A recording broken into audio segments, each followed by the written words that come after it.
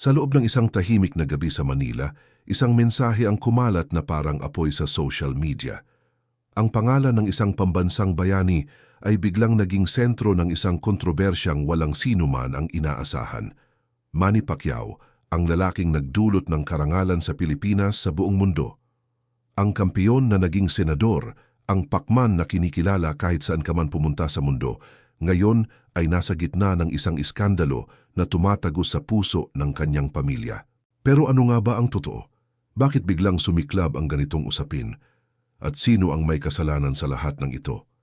Ang mga sagot ay mas nakakagulat kaysa sa iyong inakala.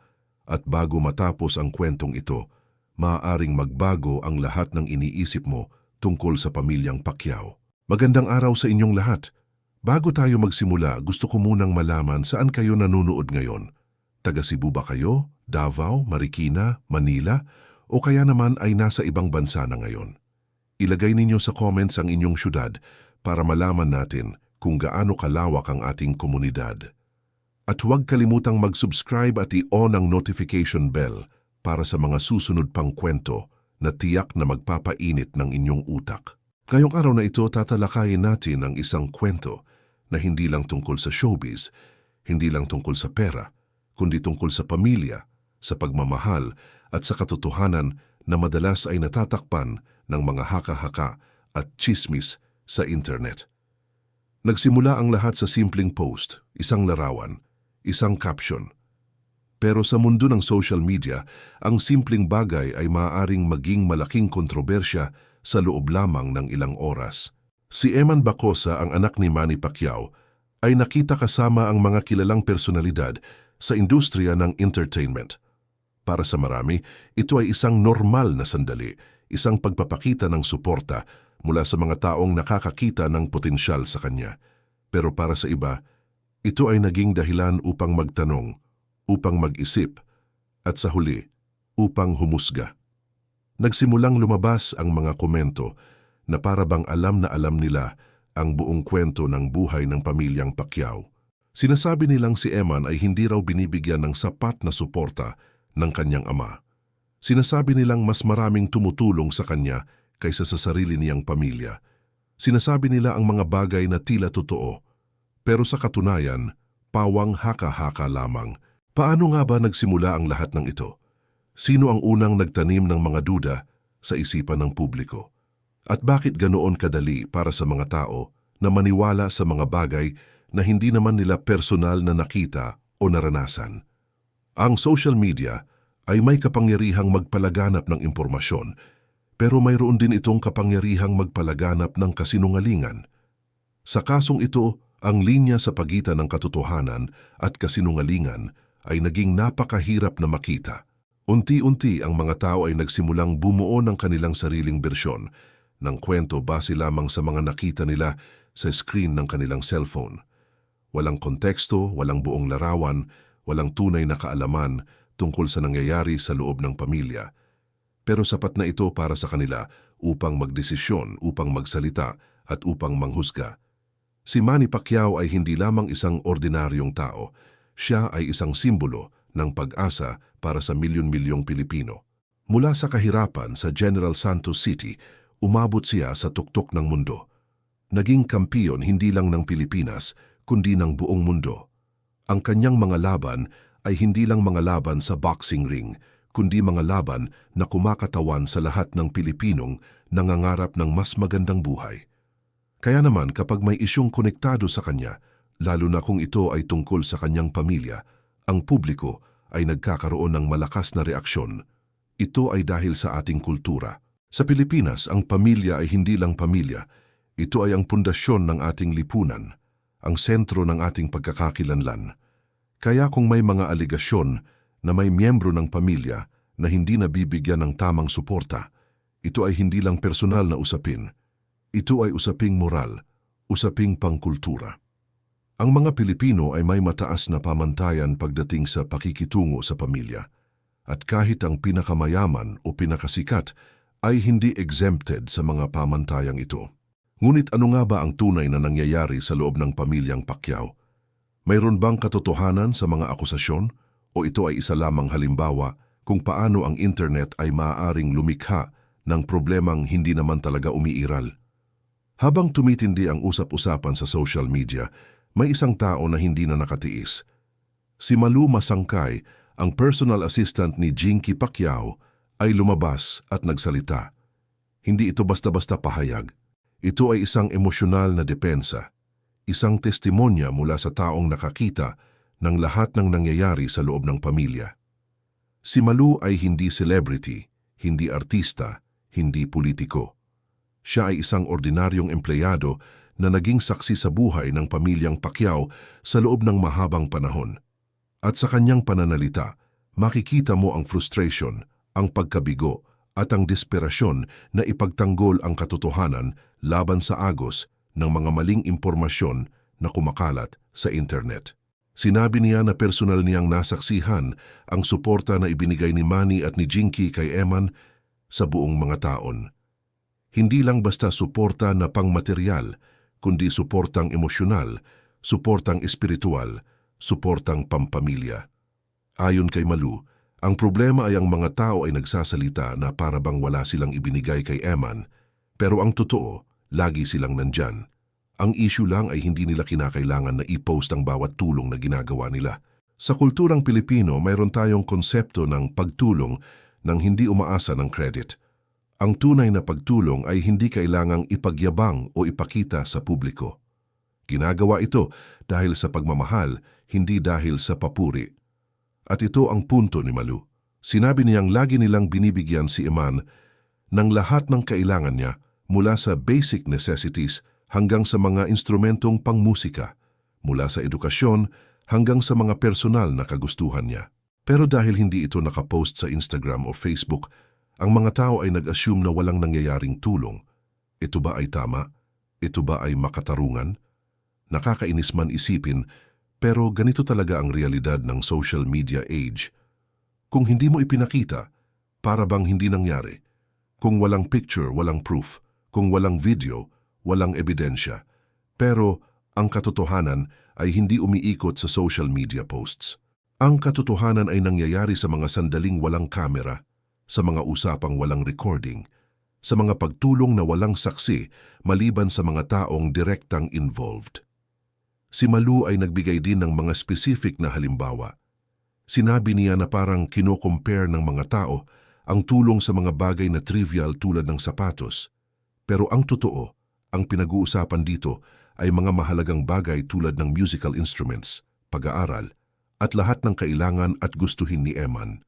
Ito ay mahalagang punto dahil ipinakikita nito ang depth ng suporta na ibinibigay ng pamilya. Hindi ito basta-basta pang material na tulong. Ito ay investment sa kinabukasan ni Eman, sa kanyang pangarap, sa kanyang career. At kung titingnan natin ang sitwasyon ngayon, makikita natin na si Eman ay umuusad sa kanyang career sa entertainment industry. Siya ay bagong pirma ng Sparkle, isa sa pinakamalaking talent agency sa bansa. Nakikita niya kasama ang mga kilalang artista. Ang kanyang pangalan ay tumataas sa industriya. Lahat ng ito ay hindi mangyayari kung wala siyang solid na foundation, kung wala siyang suporta mula sa kanyang pamilya. Pero ang mga critics ay hindi ito nakikita. Ang nakikita lang nila ay ang surface level na impormasyon, ang mga pictures at videos na nakikita nila online.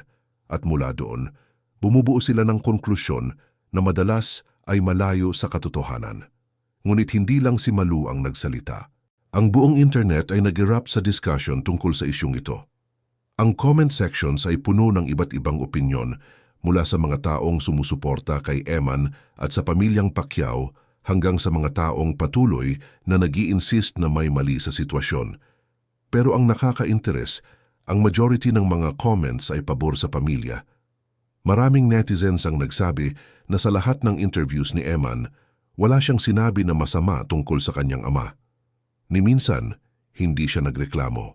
Ni minsan, hindi niya sinabi na wala siyang suporta mula sa kanyang pamilya.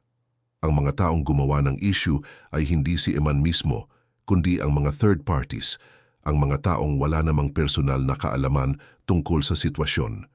Ito ay isang mahalagang observation dahil ipinakikita nito kung gaano kadali para sa mga tao na mag-project ng kanilang sariling assumption sa ibang tao. Si Eman ay tahimik, siya ay focused sa kanyang career, siya ay nag-i-enjoy sa bagong opportunities na dumarating sa kanya. Pero ang mga tao sa paligid niya, lalo na ang mga strangers sa internet, ay ang mga gumagawa ng drama. Bakit kaya ganito? Bakit ang mga taong walang direct na koneksyon sa isang sitwasyon ay ang mga pinaka-vocal tungkol dito? Siguro ito ay parte ng human nature.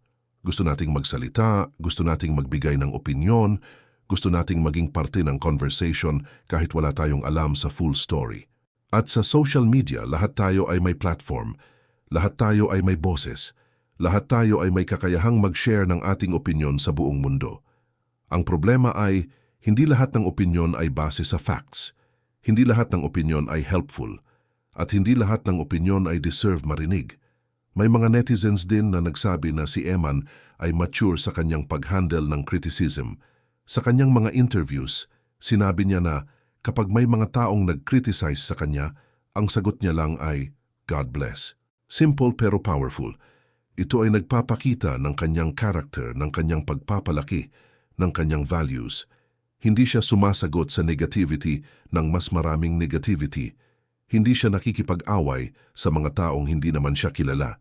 Ang ginagawa niya ay patuloy na umabante, patuloy na mag-focus sa kanyang goals at hayaan ang kanyang success ang magsalita para sa kanya. Ito ay isang leksyon na dapat nating lahat matutuhan. Sa mundo ng social media kung saan lahat ay may opinyon tungkol sa lahat, ang best response minsan ay walang response. Ang best strategy ay patunayan ang iyong worth hindi through words, kundi through actions. At ito ang ginagawa ni Eman. Pero habang si Eman ay nananatiling composed at professional, ang debate sa paligid niya ay patuloy na umuusad. Ang mga tao ay patuloy na nag-argue, patuloy na nagde-debate, patuloy na nag-share ng kanilang mga opinyon. At dito makikita natin ang divide ng public opinion. May isang netizen na nagsabi, at ito ay viral dahil sa katotohanan nito, sabi niya, sa lahat ng interviews ni Eman, ni minsan ay hindi siya nagsalita ng masama tungkol sa kanyang ama. Sabi pa niya, ang mga taong gumawa ng issue na ito ay mga taong masama ang intensyon, mga taong gustong mag-criticize lang. Isa pang comment na nag-trending ay yung sinabi ng isang fan na sa lahat ng interviews ni Eman, hindi siya kailanman nagreklamo. Hindi niya kasalanan kung may ibang tao na gustong tumulong sa kanya. Deserve niya ang lahat ng blessings na dumarating sa kanya. At ito ay powerful statement dahil nag-shift ito ng perspective mula sa idea na kawawa si Eman tungo sa idea na blessed si Eman. May isa pang netizen na tumama sa punto, sabi niya, ang mga tao ay gumagawa ng problema para lang may content. Si Eman mismo ay nagsabi na kapag may nag-criticize sa kanya, ang sagot niya lang ay God bless. Simple pero matindi ang impact. At sa gitna ng lahat ng ito, ang pamilyang Pacquiao ay nananatiling tahimik, hindi dahil wala silang masasabi, kundi dahil alam nila ang katotohanan at alam nila na ang katotohanan ay lalabas din sa huli. Pero sino nga ba si Eman Bacosa? Para sa mga hindi masyadong familiar, siya ay anak ni Manny Pacquiao sa kanyang previous relationship bago siya mag-asawa kay Jinky. At ito ay importante na malaman dahil ang dynamics ng kanilang relationship ay mas complex kaysa sa nakikita sa surface. Si Eman ay hindi lumaki sa limelight tulad ng ibang anak ni Manny. Siya ay mas private, mas low-key, mas tahimik ang buhay compared sa kanyang mga half-siblings. Pero ngayong lumalaki na siya at nagsisimula ng sariling career sa entertainment, ang attention sa kanya ay tumataas. At kasama ng attention na ito, dumadating din ang scrutiny, ang judgment, ang criticism. Ang mga tao ay nagiging interesado sa kanyang buhay, sa kanyang relationship, sa kanyang pamilya, sa kanyang journey. At natural lang ito lalo na considering kung sino ang kanyang ama. Pero ang problema ay, ang interest na ito ay madalas na nagiging intrusive, ang curiosity ay nagiging chismis, ang concern ay nagiging judgment. Sa recent interviews ni Eman, sinabi niyang ang importante sa kanya ay ang relationship niya mismo sa kanyang ama. Basta okay sila, yun ang mahalaga. Sinabi din niyang sinusuportahan siya ng kanyang ama sa kanyang career. At tungkol kay Jinky, sinabi niyang tumatawag ito sa kanya from time to time. Simple statements pero very telling. Hindi ito statements ng isang taong abandoned or neglected. Ito ay statements ng isang taong may healthy relationship sa kanyang pamilya, kahit na hindi perfect, kahit na may complications na natural lang sa blended families. Ang reality ay, ang blended families ay challenging. Meron ditong complexities na hindi naman na-experience ng traditional families. May mga adjustments, may mga sensitivities, may mga situations na kailangan ng extra care at understanding. Pero ito ay hindi nangangahulugan na walang love, walang suporta, o walang genuine na connection. Ang pamilyang Pacquiao, tulad ng maraming blended families, ay nag-navigate ng challenges na ito sa kanilang sariling paraan. At base sa mga sinasabi mismo ni Eman, sila ay okay, sila ay nag-uusap, sila ay may relationship. Pero ang mga outsiders, ang mga taong walang personal na karanasan sa ganitong sitwasyon, ay ang mga quick to judge, quick to assume, quick to criticize. Kailangan ba nating malaman ang lahat ng detalye ng buhay ng ibang tao? Kailangan ba nating i-analyze ang bawat interaction, ang bawat post, ang bawat picture? O pwede ba tayong mag-step back at isipin na baka ang mga taong involved ay mas nakakaalam kung ano ang nangyayari sa kanilang buhay kaysa sa atin? Ngayon, pag-usapan naman natin ang role ni Jinky Pacquiao sa lahat ng ito. Si Jinky ay kilala bilang ang asawa ni Manny, ang matriarch ng pamilya, ang babae sa likod ng successful na lalaki. Pero higit pa siya dyan, siya ay isang businesswoman, isang mother, isang public figure na may sariling identity. At sa konteksto ng isyong ito, siya ay naging subject din ng iba't ibang spekulasyon at judgment. Ang ilan ay nag-assume na dahil siya ay stepmom ni Eman, mayroon siyang negative na role sa sitwasyon. Pero base sa statement ni Malu, si Jinky ay aktibong sumusuporta kay Eman. At base sa statement mismo ni Eman, tumatawag si Jinky sa kanya, they have communication, may relationship sila. Ito ay hindi picture ng evil stepmom na madalas nating nakikita sa mga pelikula o teleserye. Ito ay picture ng isang mature na babae na nag-e-effort na magkaroon ng good relationship sa lahat ng members ng kanyang blended family. Pero ang society ay may tendency na mag-vilify ng stepmothers. Ito ay stereotype na nanggagaling sa mga old stories at fairy tales kung saan ang stepmother ay laging kontrabida. Pero sa real life, maraming stepmothers ang wonderful, caring at supportive. Hindi dahil hindi ka biological na nanay, ay hindi ka na pwedeng magmahal o mag-care sa isang bata. Hindi dahil blended ang pamilya, ay hindi na pwedeng magkaroon ng genuine na love at support. Si Jinky, based sa lahat ng available na information, ay isang example ng stepmom na nag-i-effort. Pero dahil sa stereotypes at sa tendency ng mga tao na mag-assume ng masama, ang kanyang efforts ay hindi nakikita o hindi pinapahalagahan. At ito ay unfair. Ito ay unfair sa kanya at unfair din kay Eman na nawawalan ng credit ang mga taong tumutulong sa kanya. Ang point ay, ang relationship sa isang blended family ay hindi black and white. May mga nuances, may mga layers, may mga complexities, at ang mga outsiders na walang personal na karanasan o kaalaman ay hindi dapat mag-assume na alam nila kung ano ang tunay na nangyayari. Ang dapat nating gawin ay makinig sa mga involved na parties, igalang ang kanilang statements, at huwag mag-project ng ating sariling biases at assumptions sa kanilang sitwasyon. Isa pang aspeto ng kwentong ito na hindi dapat nating kalimutan ay ang rise ni Eman sa entertainment industry. Sa gitna ng lahat ng kontrobersya, ang career ni Eman ay umuusad. Siya ay naging parte na ng Sparkle. Nakikita siya kasama ang mga kilalang personalities tulad nina Jillian Ward at Piolo Pascual. Ang kanyang exposure ay tumataas, ang kanyang opportunities ay dumadami. At ito ay hindi nangyayari sa vacuum. Ito ay nangyayari dahil may mga taong naniniwala sa kanya, may mga taong sumusuporta sa kanya, may mga taong nakikita ang potensyal niya. Ang Dr. Vicky Bello at Dr. Hayden Ko na nakita kasama si Eman sa mall ay kilalang personalities na may history ng pagtulong sa mga aspiring celebrities. Hindi ito unusual. Hindi ito kakaiba. Ito ay normal sa industriya na ang established personalities ay tumutulong sa mga baguhan. Pero ang iba ay ginagamit ito as evidence na mas maraming ibang tao ang tumutulong kay Eman kaysa sa sarili niyang pamilya. Ito ba ay logical? Ito ba ay fair? Ang fact na may ibang tao na tumutulong ay hindi automatically nangangahulugan na ang pamilya ay hindi tumutulong. Ang dalawang ito ay hindi mutually exclusive. Pwedeng both are true.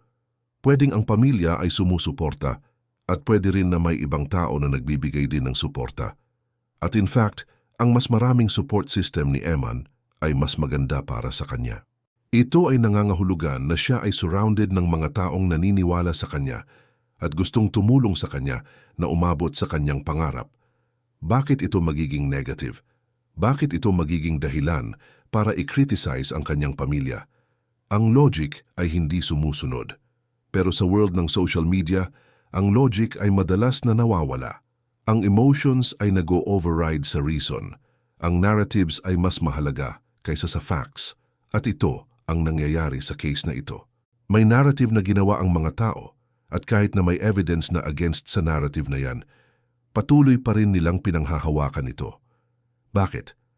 Dahil mas exciting ang narrative na may drama, may conflict, may controversy. Ang simple truth na ang pamilya ay okay at sumusuporta sa isa't isa ay boring. Walang juice. Walang thrill. Kaya ang mga tao ay gumawa ng sarili nilang version na mas interesting, mas dramatic, mas attention-grabbing. At sa prosesong ito, ang truth ay nawawala at ang mga taong involved ay nasaktan. Habang papalapit tayo sa dulo ng kwentong ito, kailangan nating tanungin ang ating sarili kung ano ang lessons na pwede nating matutunan. Una, ang importance ng fact-checking. Hindi dahil nakita mo sa social media ay totoo na agad. Hindi dahil maraming tao ang nagsasabi ay tama na. Kailangan nating mag-verify, mag-research, magtanong bago tayo maniwala at mag-share ng information. Pangalawa, ang kahalagahan ng empathy. Ang mga taong involved sa mga ganitong situations ay may feelings, sila ay may emotions, sila ay affected ng mga sinasabi natin sa internet. Kaya bago tayo mag-comment, bago tayo mag-share, bago tayo mag-judge, isipin natin kung paano ito makakaapekto sa mga taong involved. Pangatlo, ang respect for privacy. Hindi dahil public figure ang isang tao ay wala na siyang right sa privacy. Hindi dahil celebrity ang parents mo ay dapat mong i-expose ang lahat ng aspeto ng iyong buhay. May boundaries na dapat nating igalang. Pang-apat, ang understanding na ang bawat pamilya ay unique. Ang dynamics ng isang pamilya ay hindi perpekto. May challenges, may issues, may conflicts. Pero ito ay hindi nangangahulugan na walang love o walang suporta. Ang perfect families ay hindi umiiral. Ang importante ay ang pamilya ay nag-i-effort na mag-work through sa kanilang challenges. At panglima, ang awareness na ang social media ay hindi reflection ng reality. Ang nakikita natin online ay curated, filtered, selected. Ito ay hindi complete picture. Ito ay hindi buong kwento. Kaya huwag tayong mag-base ng ating judgments purely sa kung ano ang nakikita natin sa internet. Sa case ng pamilyang Pacquiao at ni Eman, ang kwento ay simple lang. May suporta, may love, may communication. Hindi perfect, pero existing. Ang problema ay ginawa itong complex ng mga taong wala namang kinalaman. Ginawa itong issue ng mga taong walang personal na knowledge at ito ay unfortunate. Kasi habang ang mga tao ay busy sa pag-create ng drama online, ang mga taong directly involved ay nagsusurvive sa real life, nagde-deal sa real challenges, nag-i-effort na mag-maintain ng real relationships. Ngayong nandito na tayo sa final stretch ng kwentong ito, bumalik tayo sa original question na nag-spark ng buong discussion na ito. Sinusuportahan ba talaga ni Manny Pacquiao ang kanyang anak na si Eman? Base sa lahat ng evidence na available sa atin, base sa statements ng mga taong close sa pamilya, base sa statements mismo ni Eman, ang sagot ay oo. Si Manny ay sumusuporta. Si Jinky ay sumusuporta. Ang pamilya ay sumusuporta. Ang fact na hindi nila ito pinopost every single day sa social media ay hindi proof na hindi ito nangyayari. Ang fact na may ibang tao rin na tumutulong kay Eman ay hindi proof na ang pamilya ay hindi tumutulong. Ang logic na ginagamit ng mga critics ay flawed. Pero ang damage ay nagawa na. Ang reputation ni Manny, kahit papaano, ay na-taint ng allegations na ito. Ang pangalan ng pamilya ay na-drag sa mud. At para saan? Para sa clicks? Para sa views? Para sa engagement? Ito ba ay worth it? Ang social media ay may kapangyarihan. Ito ay tool na pwedeng gamitin para sa good o para sa bad. Pwede itong gamitin para mag-spread ng awareness, para mag-educate, para mag-inspire. Pero pwede rin itong gamitin para mag-destroy ng reputations, para mag-spread ng lies, para mag-create ng unnecessary drama. At sa case na ito, ginamit ito para sa latter. At ang sad part, ang mga taong nag-participate sa pag-spread ng negativity ay madalas na hindi nag-iisip ng consequences. Hindi nila naiisip na ang mga words nila ay may impact. Hindi nila naiisip na ang judgments nila ay nakaka-hurt. Nag-type lang sila, nag-post, nag-move on sa next topic. Pero ang mga taong subject ng negativity, sila ay naiwan dealing with the aftermath, dealing with the emotional toll, dealing with the damage sa kanilang reputation at relationships. Pero may silver lining din sa kwentong ito. Ang fact na maraming tao ang nag-defend kay Eman at sa pamilyang Pacquiao ay nagpapakita na hindi lahat ay quick to judge. May mga taong nag-iisip, nag-a-analyze, nag-verify bago maniwala. May mga taong may empathy, may understanding, may respect. At ito ay hopeful.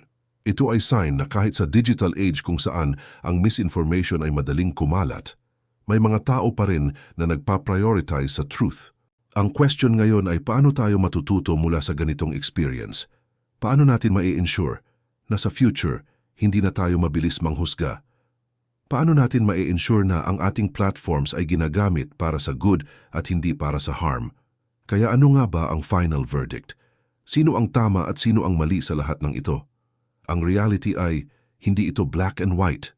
Ang buhay ay complicated. Ang relationships ay messy.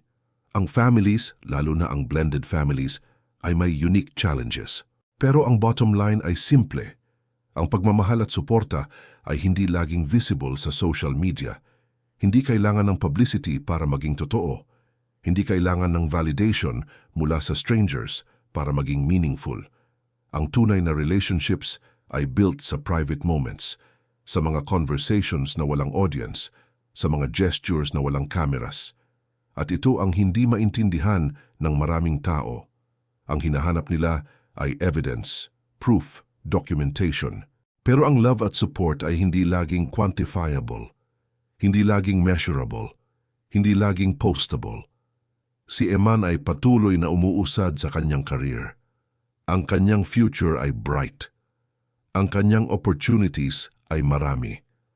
At ito ay possible dahil sa combination ng kanyang talent, kanyang hard work, at yes, ang suporta ng mga taong naniniwala sa kanya, kasama na ang kanyang pamilya.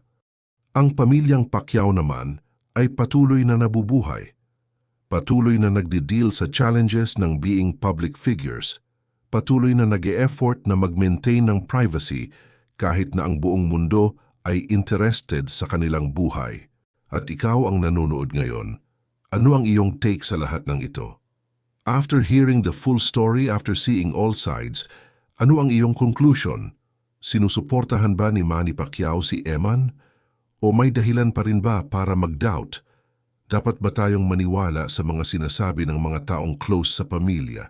O dapat ba tayong patuloy na mag-question? At mas importante, ano ang role natin as netizens sa mga ganitong situations? Dapat ba tayong sumali sa discussion kahit wala tayong personal knowledge? O dapat ba tayong magstay silent at hayaan ang mga involved na mag-handle ng kanilang sariling issues? Ilagay ninyo sa comments ang inyong mga opinyon. Let's have a healthy discussion. Let's learn from each other. At most importantly, let's remember na sa likod ng bawat story, sa likod ng bawat headline, may real people na may real feelings. Kaya before we type, before we share, before we judge, isipin natin ang impact ng ating words. Dahil sa digital age, ang ating words ay may power. At ang power na yan ay responsibility na kailangan nating gamitin wisely. Salamat sa inyong lahat sa pakikinig. Don't forget to like, subscribe, and hit that notification bell.